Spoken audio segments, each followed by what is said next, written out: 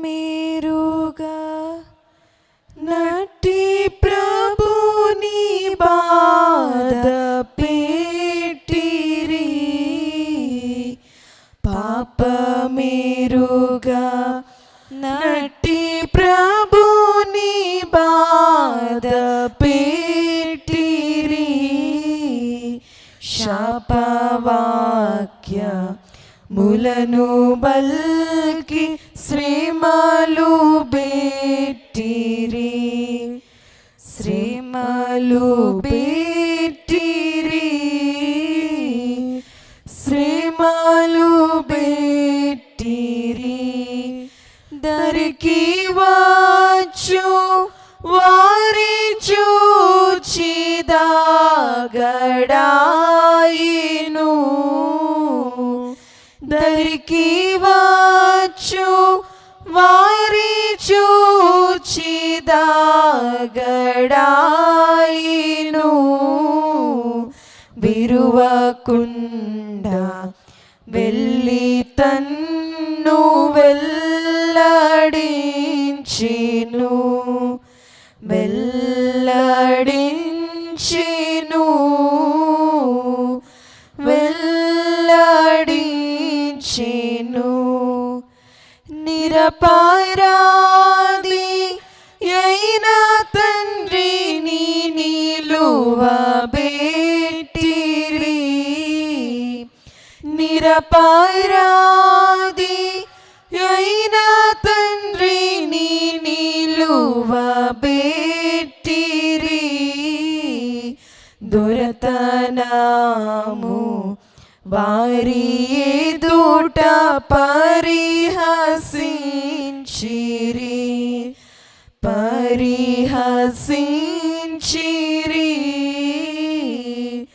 పరిహసించిరి. తిట్టినాను మరల వారిని తిట్టడాయిను, తిట్టినాను మరల వారిని తిట్టడాయిను, కుట్టినాను మరల వారిని కోటడాయిను,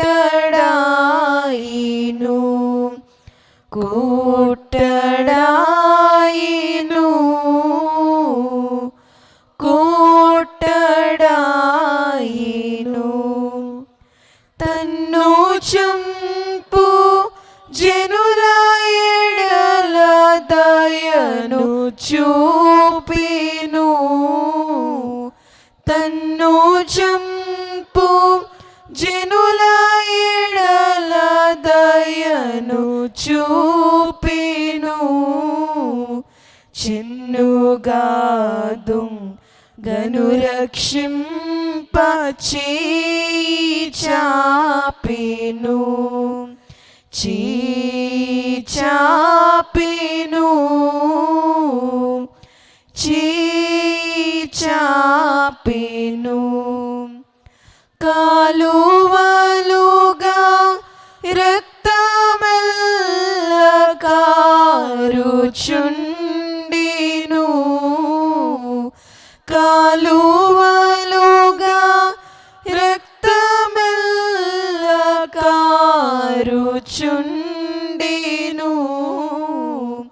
పాలకుండవు యేసు జాలి బారుచుండెను, బారుచుండెను,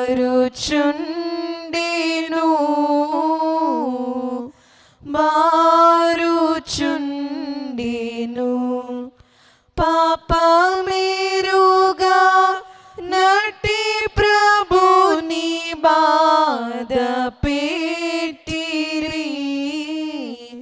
పాపమేరుగా నటి ప్రభుని బాధ పెట్టిరి, శాపవాక్య ములను బల్కి శ్రమలు బెట్టిరి, శ్రమలు బెట్టిరి,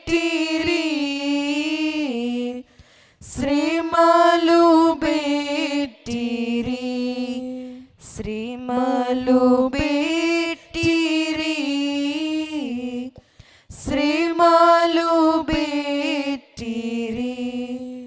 ఎఫెసీ పత్రిక 1వ అధ్యాయము 4వ వచనము నుండి, ఎట్లనగా తన ప్రియుని యందు తాను ఉచితముగా మనకు అనుగ్రహించిన తన కృపా మహిమకు కీర్తి కలుగునట్లు తన చిత్త ప్రకారమైన దయా సంకల్పము చొప్పున యేసుక్రీస్తు ద్వారా తనకు కుమారులనుగా స్వీకరించుటకై మనలను ముందుగా తన కోసము నిర్ణయించుకుని మనము తన ఎదుట పరిశుద్ధులమును నిర్దోషులమునై ఉండవలెనని జగత్తు పునాది వేయబడక మునిపే ప్రేమ చేత ఆయన క్రీస్తులో మనలను ఏర్పరచుకొనెను.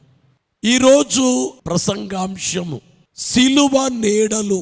2000 సంవత్సరముల క్రితము రోమన్ చక్రవర్తులు ప్రపంచాన్ని ఏలుచున్న కాలములో ప్రభువైన క్రీస్తు కల్వరి కొండపై సిలువ వేయబడిన కార్యమును మనము జ్ఞాపకము చేసుకుంటూ ఉన్నాం. అంతకంటే ముందు సిలువ నీడలు వాక్యములో మనకు కనబడతాయి. నిజస్వరూపము వేరు, నీడ వేరు. మనము నడుస్తున్నప్పుడు మన యొక్క నీడ మన వెంట వస్తుంది. నిజస్వరూపానికి ప్రక్కన నీడ.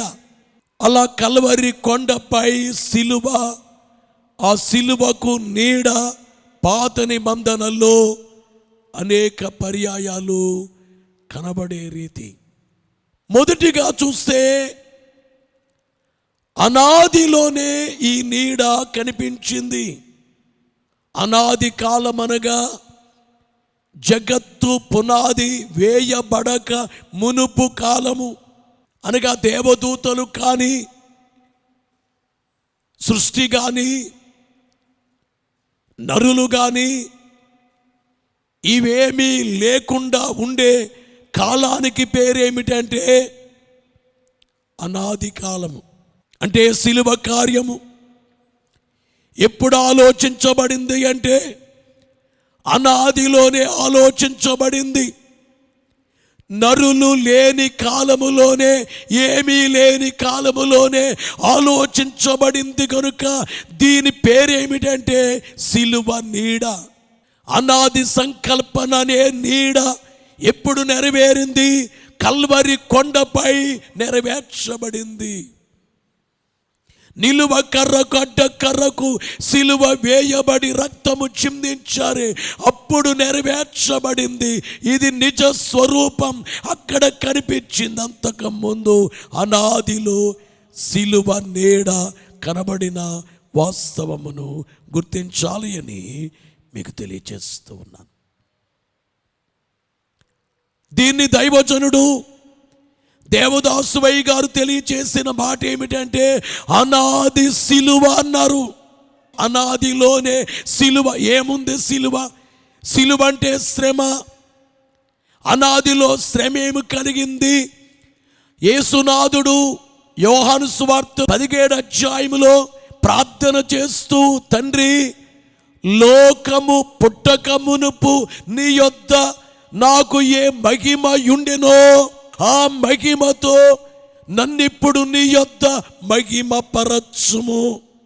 ఈ వచనాన్ని మనము తరిచి చూస్తే ఏమర్థమవుతుంది? లోకము పుట్టక మునిపే ఆయన తన మహిమను విడిచిపెట్టేశారు ప్రభు. మనం ఏమనుకుంటాం? 2000 సంవత్సరాల క్రితం మహిమను విడిచిపెట్టి వచ్చేశారు. నిజమే, పరలోకాన్ని విడిచిపెట్టి వచ్చారు.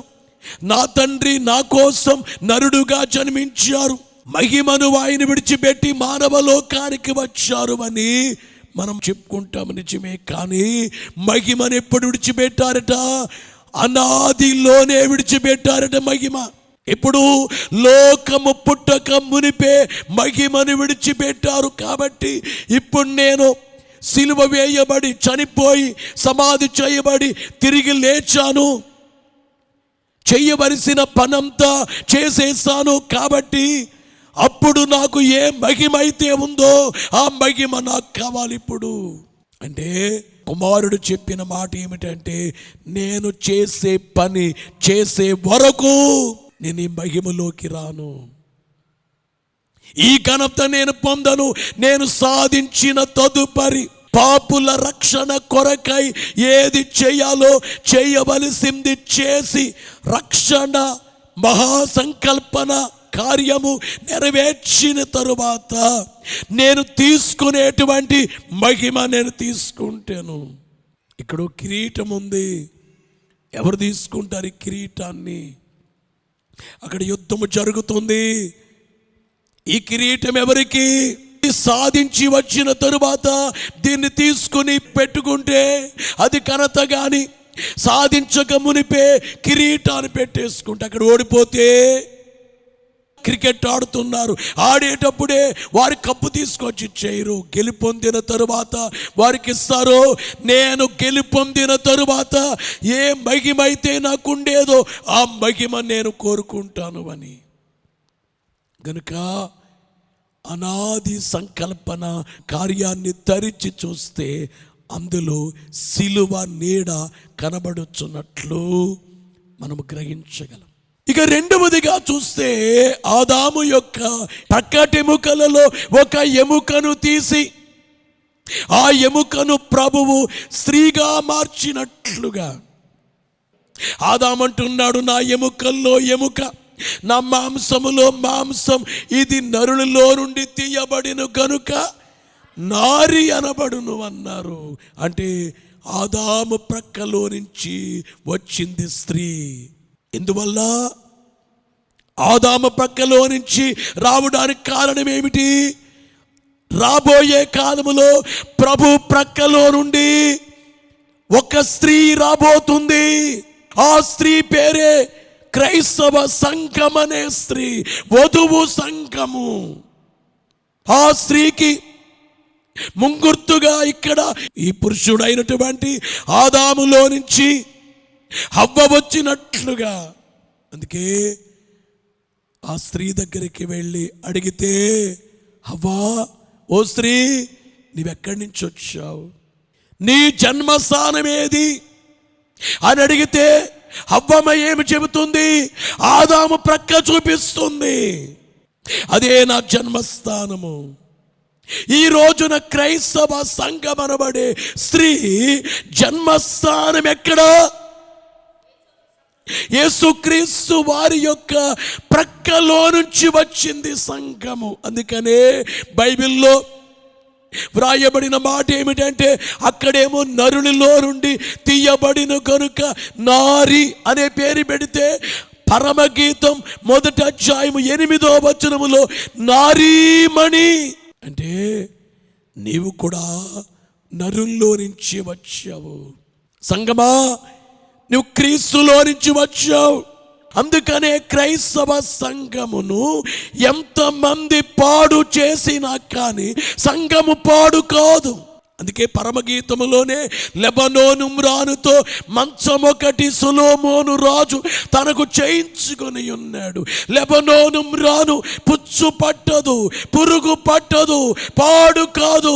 అలాగే సిలువ మ్రానుతో తయారు చేయబడిన క్రైస్తవ సంఘము పాడు కాదు, నాశనము కాదు. కారణం ఏమిటంటే జన్మస్థానం క్రైస్తవ సంఘానికి యేసుక్రీస్తు వారి ప్రక్క. అంటే ఆదాము యొక్క ప్రక్కలో నుంచి వచ్చిన కార్యాన్ని చూస్తుంటే ఇది సిలువ నీడ. ప్రియులారా, ఆదికాండము 3వ అధ్యాయం 21వ వచనాన్ని మనము చూస్తే, దేవుడిని యెహోవా ఆదామునకును అతని భార్యకును చర్మపు చొక్కాయలను చేయించి వారికి తొడిగించెను. ఏమి చేయించారు? చర్మపు చొక్కాయలు. ఎవరెవరికి? ఆది మానవులకు. కారణం ఏమిటి? మహిమను కోల్పోయారు. ఆ మహిమ కోల్పోయిన వారి కొరకు దేవుడు ఏం చేశారంటే, వారికి గొర్రెలు చంపి గొర్రెల యొక్క చర్మాన్ని తీసి వస్త్రాలుగా చేసి తొడిగించారు. అంటే వారి వస్త్రముల కొరకై గొర్రెలు వధించబడ్డాయి. ఇదే బైబిల్లో మొదటి బలి. ఏదైనా తోటలో నుంచి బయటికి పంపించేసిన మానవులు ఉన్నారు చూడండి. వారి కొరకు దేవుడిచ్చినటువంటి చొక్కాయిలు ఏమిటంటే చర్మపు చొక్కాయిలు. ఈ చర్మపు చొక్కాయిలలో సిలువ నీడ కనబడుచున్నట్లు గమనించాలి. చర్మం ఎట్లా తీసేయబడిందో కల్వరి కొండ మీద యేసు వారి యొక్క చర్మం నలిగిపోయింది. చిట్లించబడిన శరీరం, చిందించబడిన రక్తం, కొరడాలతో నిన్ను కొట్టి కండ్లకు కంత కట్టి చేజరిచి వేర్కను. ఒళ్ళంతా రక్తము, ముళ్ళ కిరీటము తలపై పెట్టిరి సోదరా. ఒకడు బల్లెంబుతో పొడవ నీరు రక్తము గారి చిల్లులాయను సోదరా అని పాడినట్లుగా ముయ్యలేక సిలువ బరము మోర్చబోయనా, అయ్యయ్యో జొక్కినా, ఏసయ్య తూలినా. ఆయన శరీరాన్ని ధ్యానించండి, కొరడా దెబ్బలు ధ్యానించండి. యేసు వారి యొక్క శరీరం నలిగిపోయి ఆయన మహిమ వస్త్రములను మనకివ్వబోతున్నారు. మరి ఆమె ధరించుకొనుటకు పరిశుద్ధమును నిర్మలమునైన సన్నపు నార వస్త్రములు ఆమెకి ఇవ్వబడును. అవి పరిశుద్ధుల నీతి క్రియలు. నీతి క్రియలు అనబడేటువంటి వస్త్రములు ధరింప చేయడానికి, అందుకే ఇంతకు ముందు మీకు వస్త్రములను గూర్చి ఒక అంశము చెప్పడం జరిగింది. దేవుడు విశ్వాసికి ఏ వస్త్రాలు ఇస్తారు? నీతి వస్త్రము ధరింపచేసే రక్షణ వస్త్రము.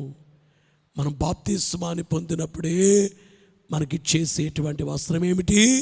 దేవుడు రక్షణ వస్త్రాన్ని, నీతి వస్త్రాన్ని మనకు ఆయన ధరింపచేస్తున్నారు. కారణము ఆయన యొక్క శరీరం చినిగిపోయి కనుక ఈ చర్మపు చొక్కాయలు చూస్తున్నప్పుడు అందులో సిలువ నీడ కనబడుచున్నట్లు గ్రహించగలం.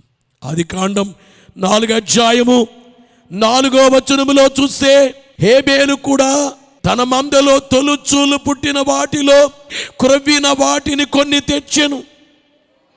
అప్పుడు హేబేలును అతని అర్పణను లక్ష్య పెట్టెను. ఎవరు అర్పణ? హేబేలు అర్పణ దేవుడు అంగీకరించారు, కానీ కయ్యోను అర్పణ దేవుడు అంగీకరించలేదు. కారణం ఏంటి?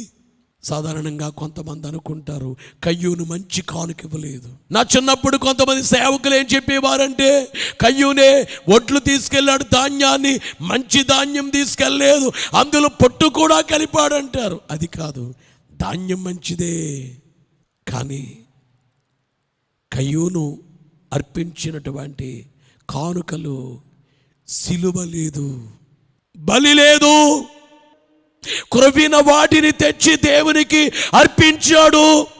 అంటే క్రొవ్విన వాటినంటే రాబోయే కాలములో, యవన కాలములో సిలువ వేయబడే యేసునకు సూచన. క్రొవ్వినవి అనగా యవన కాలము. యేసునాథుడు 33.5 సంవత్సరాల వయసులో చనిపోయారు. జీవించవలసిన వయసు, శక్తి కలిగిన వయసు, ఆరోగ్యము కలిగిన వయసు 33.5 సంవత్సరాల కాలం అంటే యవన వయసు. అప్పుడు ఆయన మరణించారు. ఇక్కడేమో క్రొవ్విన వాటిని అన్నట్లుగా యేసునాథుడు యవన రక్తాన్ని చిందించారు. ఇదిగో హేబేలు బలిలో సిలువ ఉన్నది, కయ్యూను యొక్క బలిలో సిలువ కనిపించటం లేదు. అందుకే మనం ఎప్పుడు దేవునికి సమర్పించినా కానీ సిలువను చూస్తూ, ఆ యజ్ఞాన్ని చూస్తూ, సిలువలో నా కోసం రక్తము కార్చిన యేసునాథునికు చూస్తూ, నా రుణము తీర్చిన నా దేవా, నా ప్రభువా, నీ రుణము నేను తీర్చగలనా? నీకు ఏమి ఇయ్యగలను? నీ కుమారున్ నాకు సగి, నీకు ఏమి ఇవ్వగలను? నీకు ఏమి ఇవ్వగలను? కుమారుని నాకో సాగి నిజరక్షణను కలిగించి నీకు మరునిన్ నాకు నీ కుమారుని నా కొసగి నిత్య రక్షణను కలిగించి మాకు మోక్షలోక భాగ్యం ఇచ్చినారు నాయనా. జీవమును నా జీవం బునాకై జీవమును నా జీవం బునాకై సిల్వాపై నర్పించిన యేసు జీవమును నా జీవం బునాకై జీవమును నా జీవమునకై సిలువపై అర్పించారు నాయన. బహుశా హేబేలుకి వాళ్ళ తల్లి తండ్రి ఈ మాటలు చెప్పుంటారు. చూడరా, మేము తప్పు చేసినప్పుడు దేవుడు మాకు చర్మపు చొక్కాయిలు చేయించారు, గొర్రెలు అర్పించబడ్డాయి.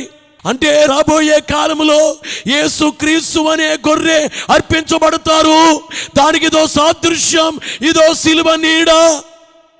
హేబేలు కానుకలో సిలువ నీడ కనబడుతుంది. అంటే సిలువ వేయబడబోయే అసలైనటువంటి గొర్రె అయినటువంటి క్రీస్తు, ఇదొక సిలువ నీడ. ఆదికాండం 8:20.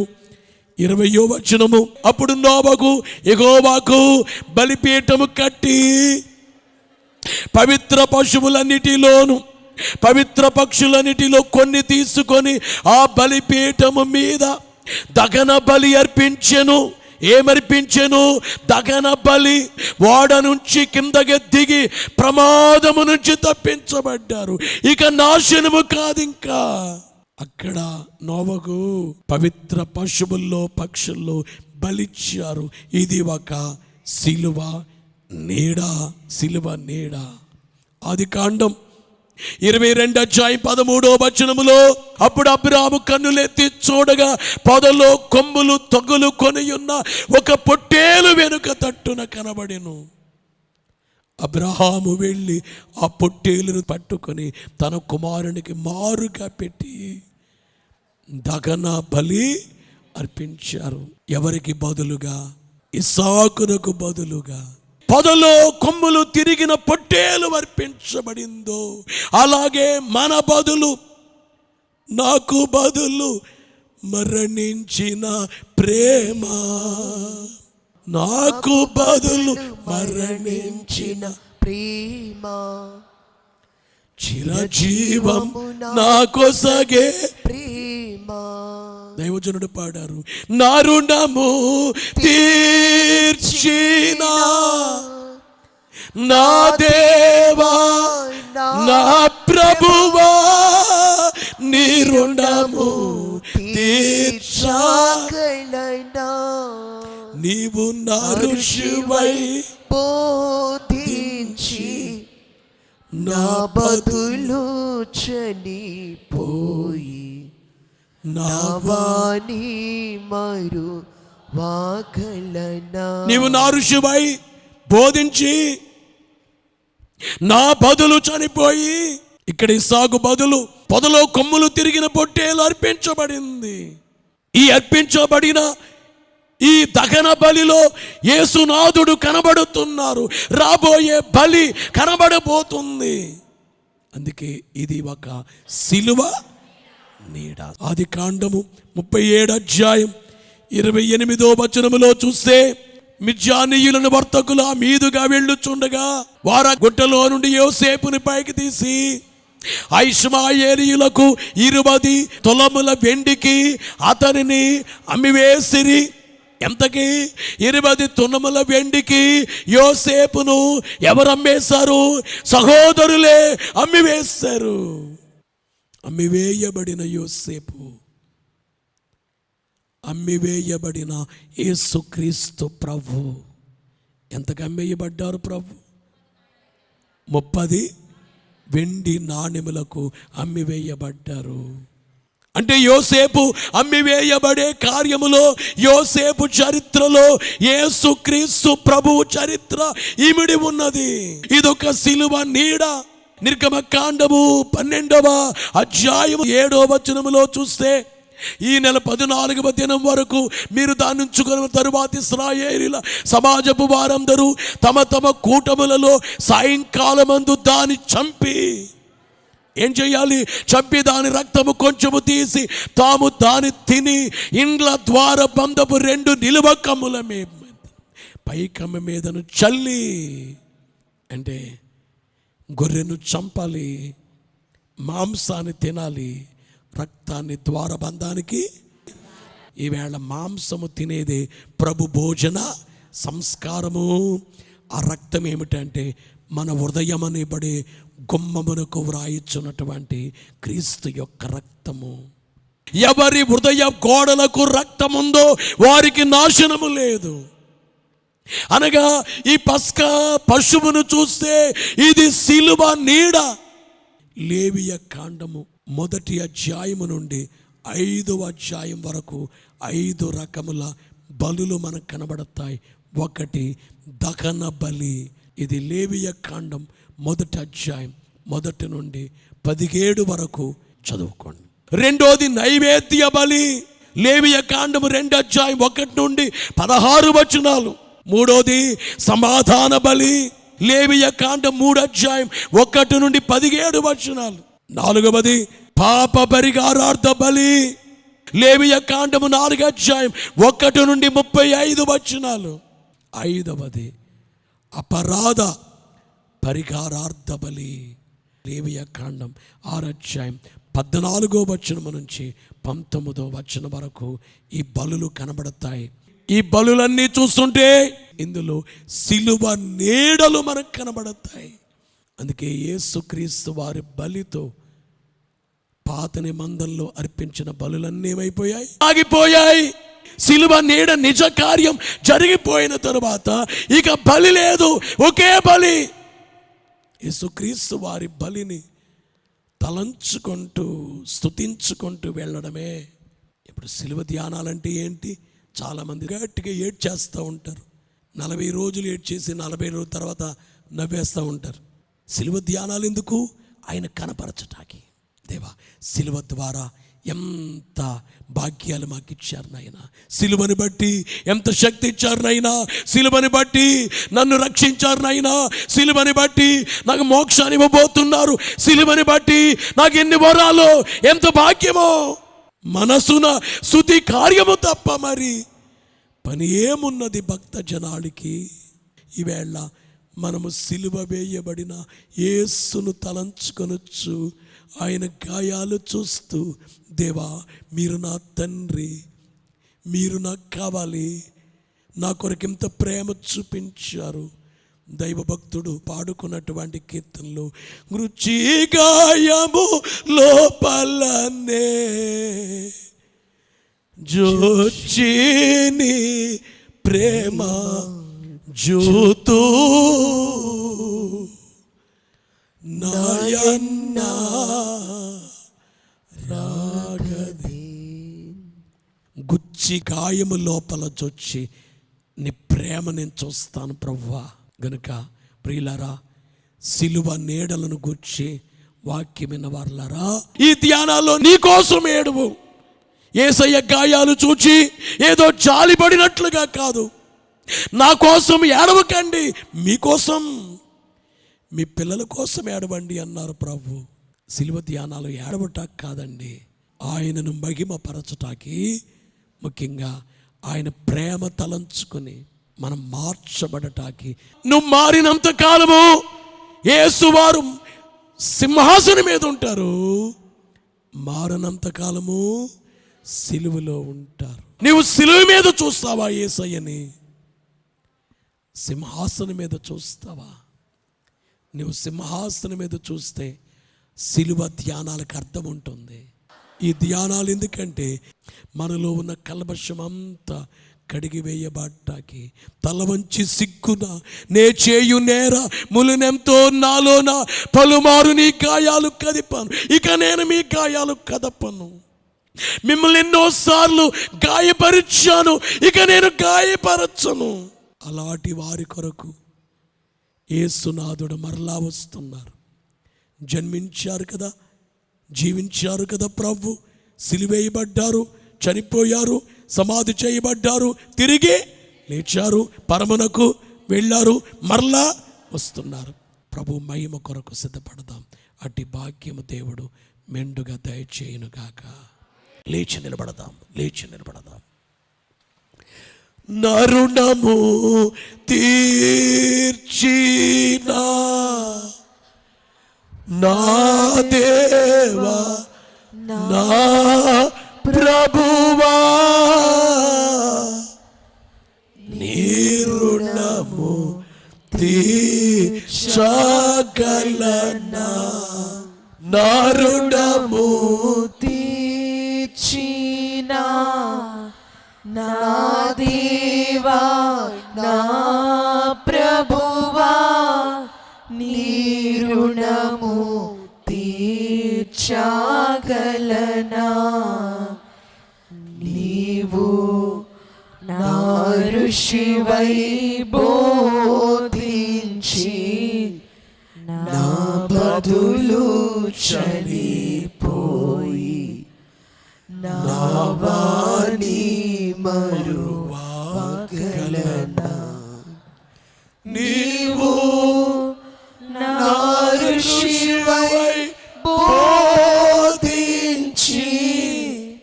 నా బదులు చనిపోయి నా వాణి మరువగలనా. మూడు సిలువలు మోసితివా, నాకై మూడు సిలువలు మోసితివా. మూడు సిలువలు మోసి మూటి వలన కలుగు కీడు సహించితివా. మూడు సిలువలు మోసి మూటి వలన కలుగు కీడు సహించితివా.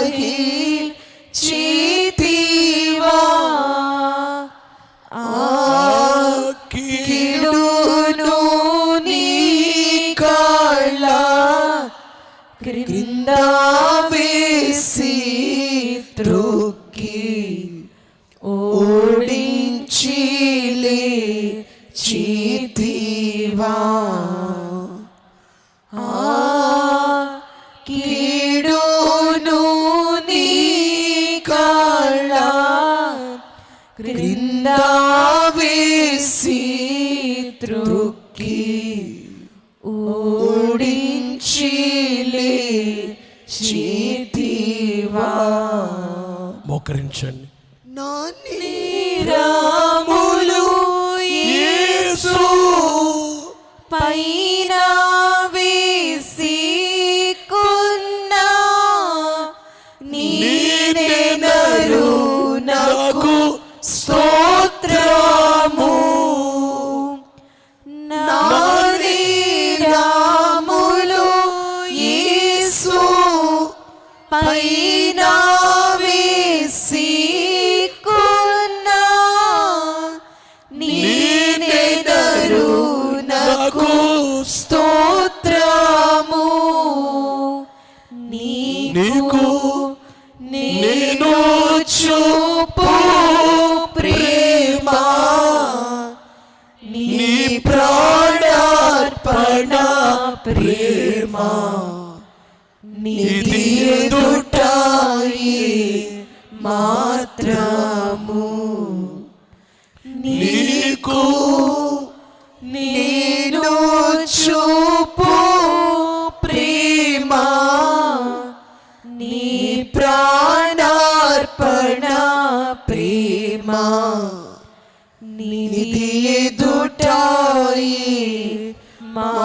భారము మూడు సిలువలు మోసితివా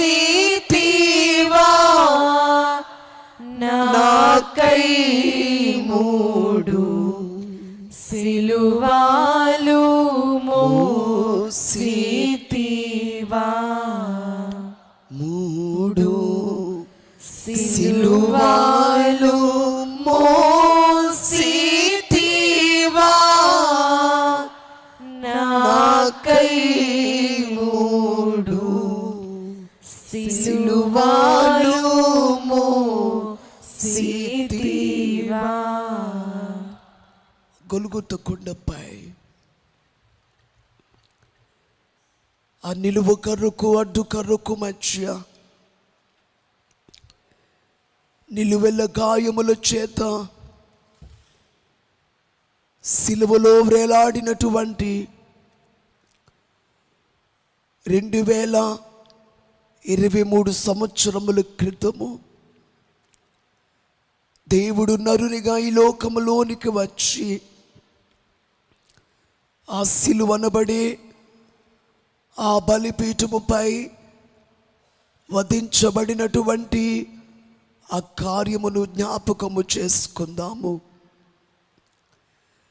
ఏ నరుడును ఆయనను చూడలేదు, చూచి బ్రతుకలేదు అని వ్రాయబడినట్లు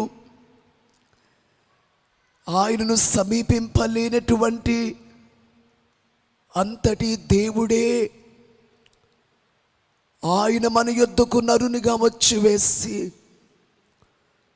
మన పాపముల నిమిత్తమై యజ్ఞమైపోయినటువంటి బలి అయినటువంటి యేసుక్రీస్తు ప్రభువారి యొక్క సిలువ యొక్క కార్యమును జ్ఞాపకము చేసుకుందాము. యేసుక్రీస్తుని సిలువ ఎప్పుడు ధ్యానము చేయు మాసతోనూ సోదరా అని దైవజనులు వ్రాసినట్లు చూడరే సిలువను వ్రేలాడు యేసయ్యను. ఈరోజు విన్నటువంటి వాక్యమును బట్టి ఆడ్డతర పరిశుద్ధ స్థలమునకు అతి పరిశుద్ధ స్థలమునకు అడ్డుగా ఉన్నటువంటి ఆ తర ఎలాగూ నడిమికి ఆ మధ్యకు చినిగిపోయినతో యేసుక్రీస్తు వారి యొక్క శరీరము, ఆయన శరీరం అనబడే తెర చినిగిపోయినతో దేవునితో సహవాసమును మనకు అనుగ్రహించున్నట్లు చనిపోకుండా నిత్య జీవములోనికి వెళ్ళునట్లు యేసుక్రీస్తు వారు పొందినటువంటి సిలువ కార్యమును జ్ఞాపకము చేసుకుందాము. మీ అపరాధముల చేతను పాపముల చేతను మీరు చచ్చిన వారయుండగా ఆయన క్రీస్తుతో కూడా మిమ్మును బ్రతికించెను అని ఎఫెసీ పత్రిక 2వ అధ్యాయము 1వ వచనములో వ్రాయబడినట్లు అపరాధముల చేత పాపముల చేత చచ్చినటువంటి మనలను క్రీస్తుతో బ్రతికింపబడినటువంటి ఆ కార్యము, క్రీస్తు వారి యొక్క ఆ సిలువ కార్యమును జ్ఞాపకము చేసుకుందాము. ఆయన సహవాసాన్ని మనకు అనుగ్రహించినటువంటి నీతిమంతుడు లేడు, ఒక్కడును లేడు అని దేవుని వాక్యమే తెలియచేయుచుండగా రోమాపత్రిక 3వ అధ్యాయము 11వ వచనములో 23వ వచనములో ఏ భేదమును లేదు, అందరూ పాపము చేసి దేవుడు అనుగ్రహించు మహిమను పొందలేకపోవచ్చున్నారు. అంతా పాపముతో నింపబడినటువంటి మానవాళి. దేవుడు మనతో ఉండాలి, మనతో సహవాసం. అందుకే నా తలంపులు వేరు, మీ తలంపులు వేరు. నా తలంపులు మీ తలంపులు వంటివి కాదునన్నారు దేవుడు. ఆయన తలంపులో ఒక తలంపు ఏమిటి? ఆయనతో సహవాసము చేయాలి. ఏదెను తోటలో ఆది మానవులైన ఆదామవ్వలు దేవునితో సహవాసము చేసినటువంటి కార్యమే, ఆ సహవాసమునే వారు కోల్పోయినటువంటి కార్యమే మరలా దానిని ఇచ్చి ఆయనతో ఉంచి ఆయన సహవాసమును మనకిచ్చి ఆయన సింహాసనముపై మనలను కూర్చుండబెట్టి పెండ్లి కుమార్తెగా ఉండాలనబడే తలంపు, ఆయనతో సహవాసము చేసి అతి కార్యము కొరకై, అందుకే నేను చేయలేనివన్నీ నీవే చేసి పెట్టినావు, రక్షకా నా వందనాలనన్నారు. దేవా, నా అంతట నేను మీ యొద్దకు రాలేను, పాపి మీ యొద్దకు రాలేడు. బలమైన తండ్రి పాపి మీ యొద్దకు రాలేడు. మీరు పరిశుద్ధులు, మేము పాపులము. దేవా, మమ్మలను మీకు సమీపముగా మీ సహవాసమును మరలా మాకిచ్చుటకై, మన కొరకై దేవుడే ఆయన కుమారుడైన యేసుక్రీస్తు వారినే దేవుడు లోకమును ఎంతో ప్రేమించెను అని వ్రాయబడినట్లు, ఎంత ప్రేమ! ఆ ప్రేమ యొక్క ఎత్తు ఎంత! ఆ ప్రేమ యొక్క దేవుని యొక్క ప్రేమ యొక్క ఎత్తు ఎంత! దేవుని యొక్క ప్రేమ యొక్క లోతు ఎంత! దేవుని యొక్క ప్రేమ యొక్క వెడల్పు ఎంత! అందుకన్నారు భక్తులు, దైవజనులు దేవదాసయ్య గారు, పాప ప్రవాహము కంటే రక్త ప్రవాహమే అధికముగా ఉన్నది అని అన్నారు.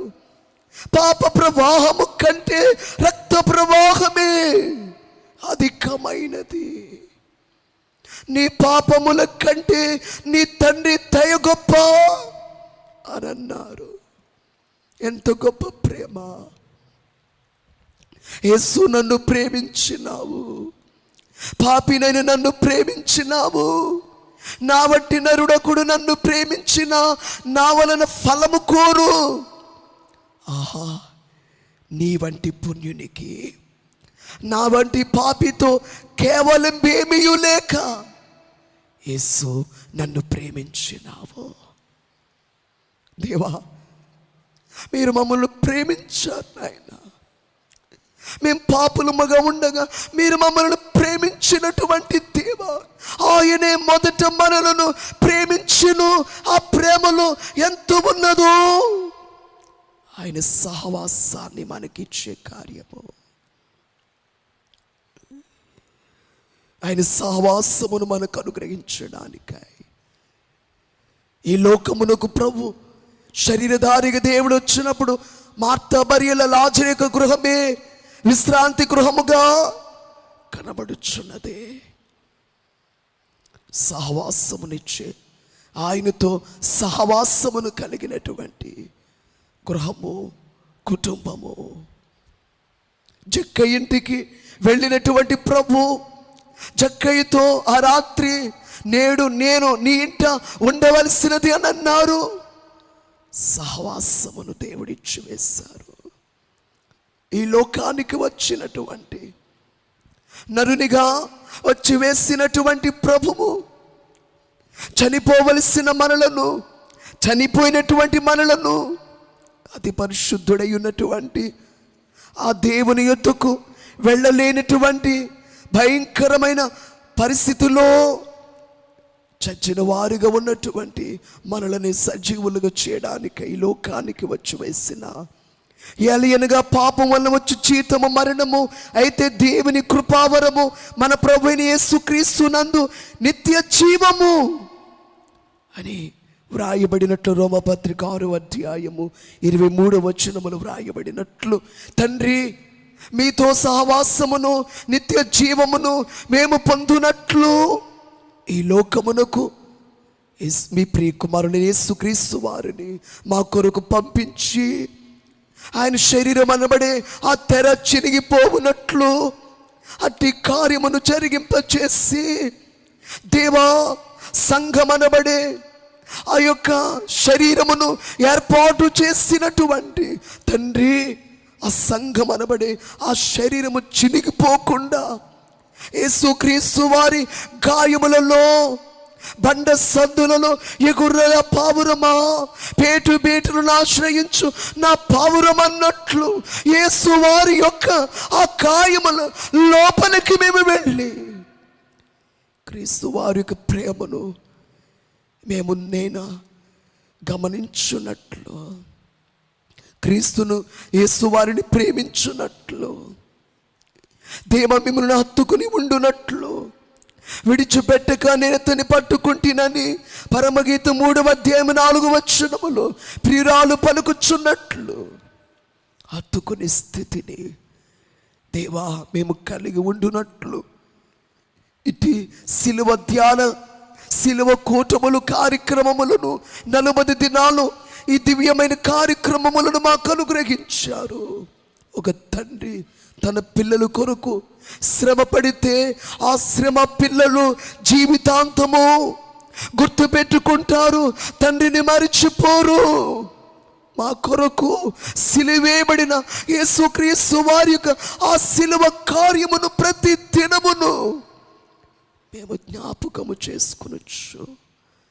బండ సందులలో ఉండేటటువంటి అటు అనుభవాన్ని సంఘము కలిగి, సంఘము శరీరం అనబడే ఆ కార్యము చినిగిపోకుండా, దేవా నలిగిపోకుండా మేము జాగ్రత్తగా ఉండునట్లు, మిమ్మల్ని ప్రేమించున్నట్లు, మిమ్మల్ని కనపరచున్నట్లు, దేవా మిమ్మల్ని స్తుతించున్నట్లు, మిమ్మల్ని ప్రేమించున్నట్లు ఇట్టి భాగ్యమును మాకు అనుగ్రహించిన దేవా మీకు స్తుతులు నాయన, వందనాలు చెల్లించుచున్నాము తండ్రి. ప్రతి ఒక్కొక్కరిలో మీ వాక్యమును నూరంతలుగా ఫలింపచేయండి నాయన.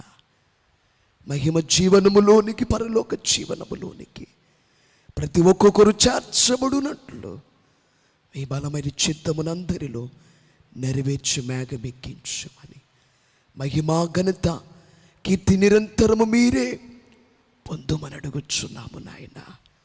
మీకు స్తోత్రములు, స్తోత్రములు నాయన, స్తోత్రములు తండ్రి. దేవా మీకు నమస్కారములు. ఎందుచేత ఈ పాపిపై ఇంత ప్రేమ డెందము గ్రహింపలేను. వందనము ఇమ్మానుయేలా. దేవా మీకు స్తోత్రములు, స్తోత్రములు. మిమ్మల్ని ప్రేమించుచు, మిమ్మల్ని గురించి సాక్ష్యం ఇచ్చుచు, ఘనపరిచే గొప్ప స్థితి సిలువ ధ్యానములో ఉన్న ప్రతి వారికి నిచ్చి మహిమా ఘనత కీర్తి మీరు పొందుమని త్వరగా వచ్చుచున్న యేసు వారి యొక్క పరిశుద్ధ నామమును బట్టి వేడుకొనుచున్నాం పరమ తండ్రి.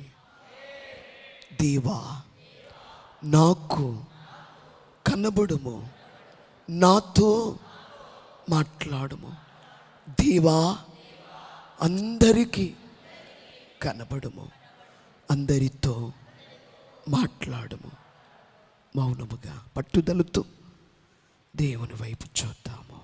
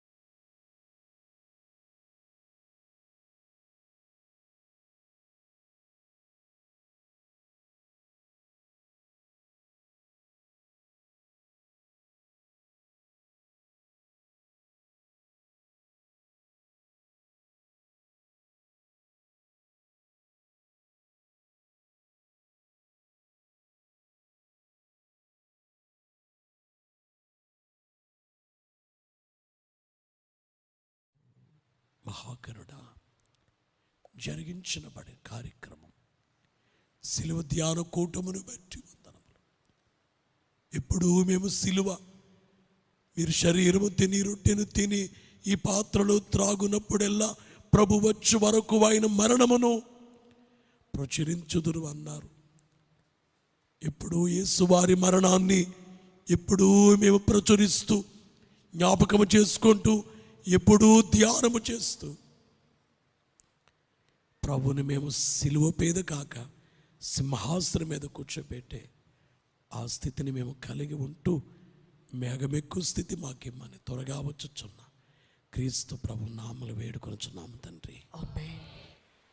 పరలోకమందున్న మా తండ్రి, మీ నామం పరిశుద్ధపరచబడును గాక, మీ రాజ్యం వచ్చును గాక, మీ చిత్తం పరలోకమందు నెరవేర్చున్నట్లు భూమి యందు నెరవేరును గాక. మనదిన ఆహారమును మాకు దయచేయము. మన అపరాధములు చేసిన వారిని క్షమించిన ప్రకారం మా అపరాధములు క్షమించు. మమ్మల్ని శోధనలో తేక కీడును తప్పించు. రాజ్యము, శక్తియు, మహిమయు నిరంతరము మీరే ఉన్నారు తండ్రి. ఆమేన్. ప్రవేశరక్తమునకు క్షయము, అపవాది క్రియలకు లై. ప్రవేశరక్తమునకు క్షయము, అపవాది క్రియలకు లై. ప్రవేశరక్తమునకు సంపూర్ణ విజయం, అపవాది క్రియలకు అనంతకాల నాశనం. హల్లెలూయా, హల్లెలూయా, హల్లెలూయా. స్తోత్రం, స్తోత్రం, స్తోత్రం. ఆమేన్, ఆమేన్, ఆమేన్.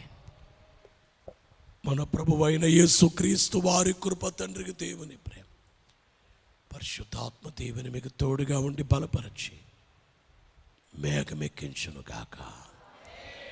నిత్యము దేవుడు మహిమనందును గాక. ఆమేన్. కటకట పాప సంకటము బాపుటకింత పటు బాధనుంది నావా. ఎటువంటిది ప్రేమ, ఎటువంటిది శాంత, మెటుల వర్ణింతు స్వామి. ఎటువంటిది ప్రేమ, ఎటువంటిది శాంత, మెటుల వర్ణింతు స్వామి.